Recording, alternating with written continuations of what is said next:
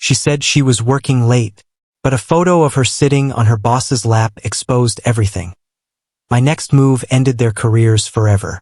It was a calm Tuesday evening when my fiancée Megan sent me a message at exactly 7:15 p.m.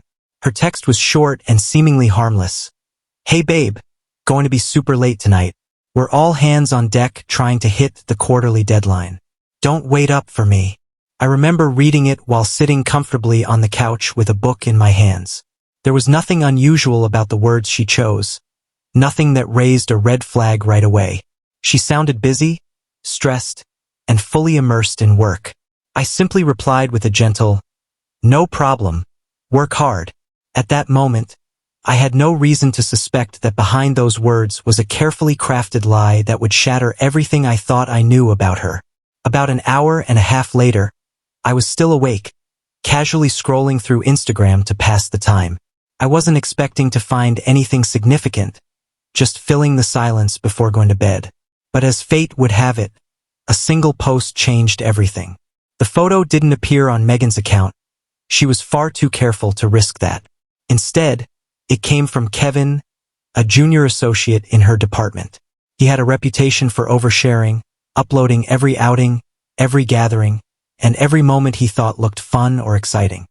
His oversharing had always been pointless background noise to me, but on this night, it became the very evidence that exposed the truth. The picture showed a large group squeezed together inside a trendy downtown bar. A blurry shot, yes, but crystal clear where it mattered most. The caption read, "Deadline crushed. Team celebration." And there, in the center of the chaos, was Megan. She was laughing, a cocktail in hand, radiating joy. But what sent a chill through me wasn't her smile. It was where she was sitting, squarely on the lap of her boss, Alex. His arm was wrapped firmly around her waist, and his hand rested on her side in a way that was far too intimate for any professional relationship. The body language between them was not just friendly. It was comfortable, familiar, as if this wasn't their first time in that position. I stared at the photo for what felt like an eternity. My heart didn't pound, my hands didn't tremble, and my stomach didn't twist. Instead, a strange calm settled over me. It was the kind of calm that comes when a lingering suspicion finally finds its undeniable proof. For months I had felt something was off, but I had no evidence. Now, with a single image stamped with a date and location, I had the smoking gun. There was no anger, no outburst, just cold, methodical clarity. I quietly saved the photo to my camera roll, backed it up to my secure cloud, and then stored it on an encrypted hard drive. Evidence, after all, needed protection.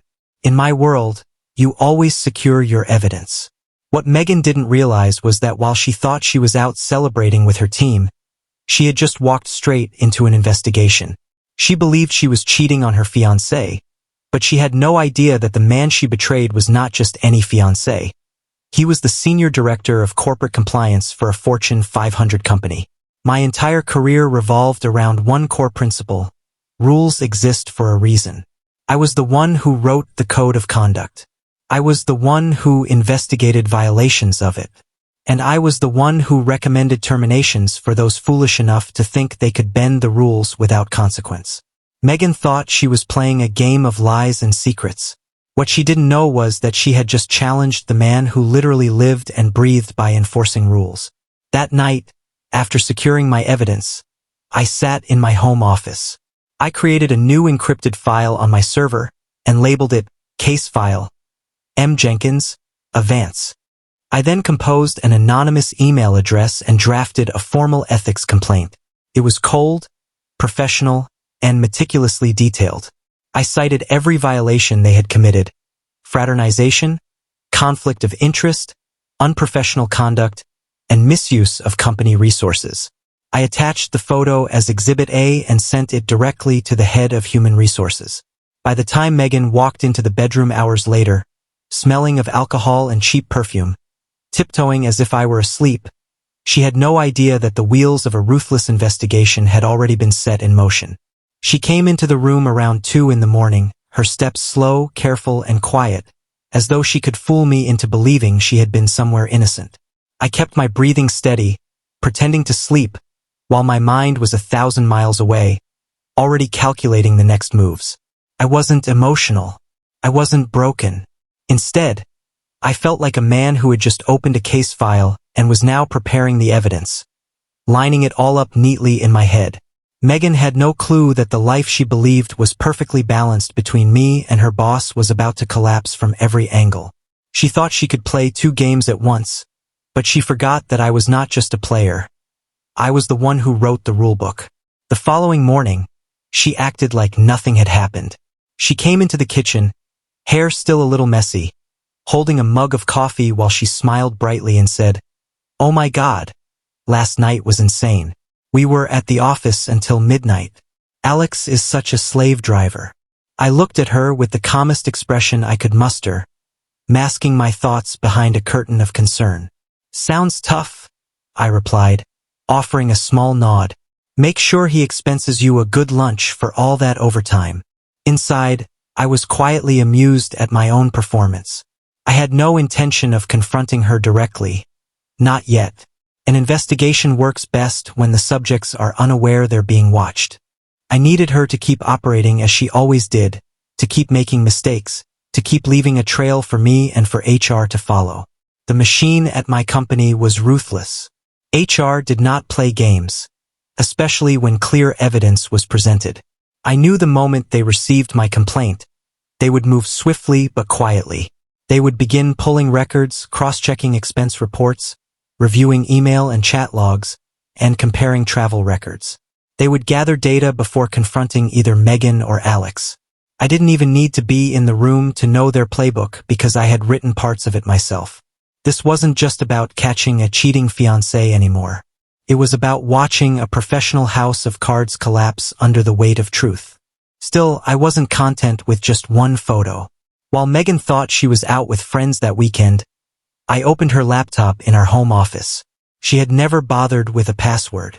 Within minutes, I found a treasure trove of chat logs between her and Alex. The messages were inappropriate, flirtatious, and sometimes explicit, but the most damning part was when Alex promised her a promotion she clearly wasn't qualified for in exchange for loyalty. It was a textbook quid pro quo situation, the very kind of abuse of power that could destroy a career permanently.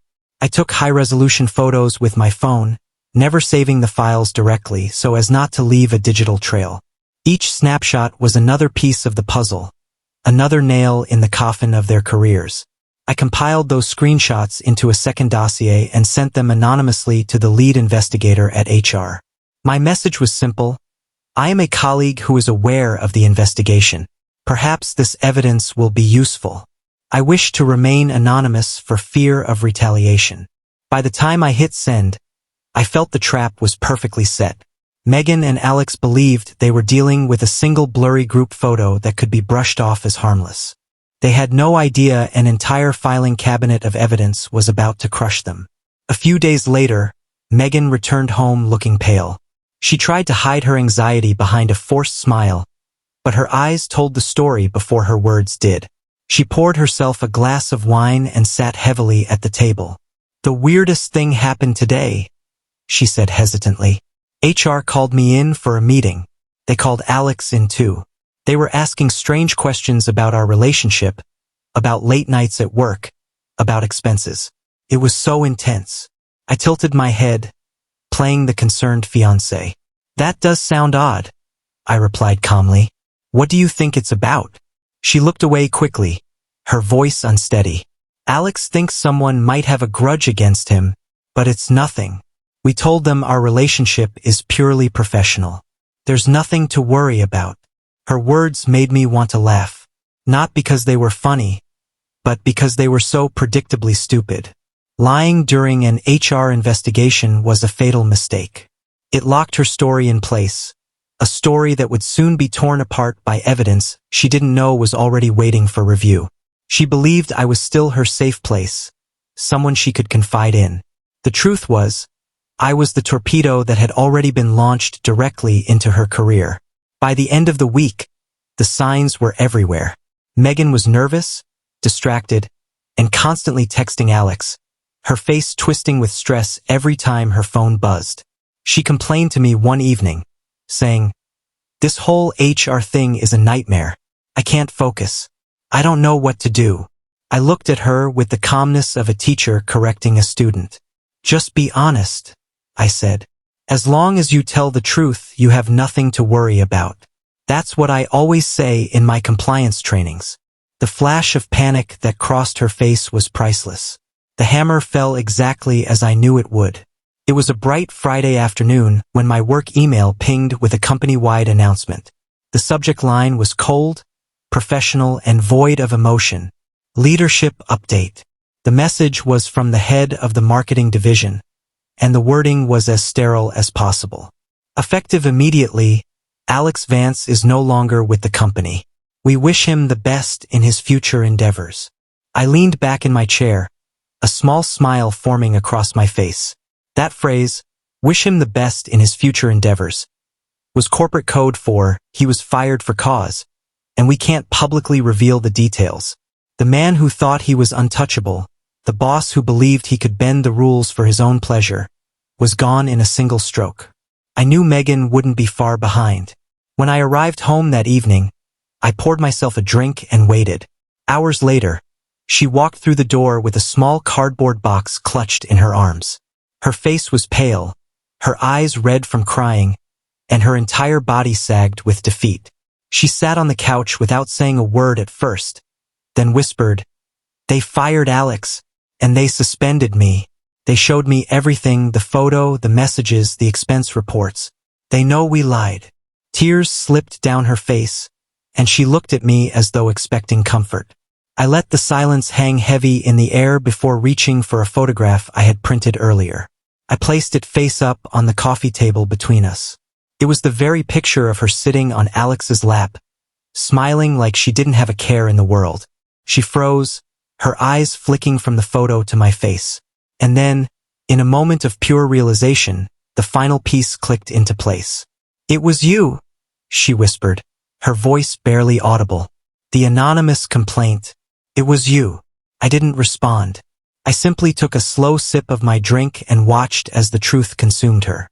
The confrontation was not explosive. There was no shouting, no drama, no desperate bargaining. Instead, it was quiet, almost clinical. She asked through sobs, "Why would you do this to me?" I sat opposite her, my voice calm and even, as though delivering a professional review. "You didn't just cheat on me, Megan. You violated corporate policy. You engaged in an inappropriate relationship with your direct superior. You helped defraud the company with false expense reports. And then you lied to HR during a formal investigation.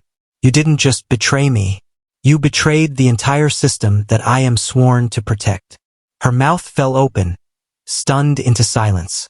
I continued, my words as steady as the rules I had spent my career defending. "My life, both personal and professional, operates under the same code of conduct. You thought you could break the rules at work while benefiting from stability at home.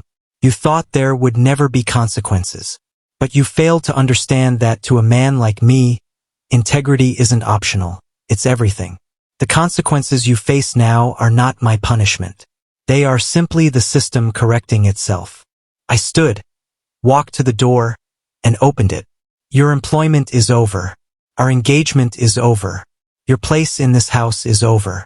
There's a suitcase packed with enough clothes for a few days by the door. The rest of your belongings will be sent to your parents' house." She looked at me with tear-streaked cheeks, her voice cracking. "Where am I supposed to go?" I met her eyes, unflinching. "That is a logistical problem outside the scope of my department. Goodbye, Megan." I left for a walk that night, letting the cool air wash over me. By the time I returned, she and the suitcase were gone. A month has passed since then. The company finalized her termination. Alex is now blacklisted in the industry, his reputation permanently stained. Megan, as promised, moved back in with her parents. Her career is finished, her name tarnished beyond repair, her dreams scattered into ashes. She lost everything, not because of my actions, but because of her own lack of integrity. My revenge was not fueled by rage or passion. It was a compliance review, carried out with precision and finality. She thought she was playing a game of secrets and lies, but she forgot one simple truth. I was the one who wrote the rules.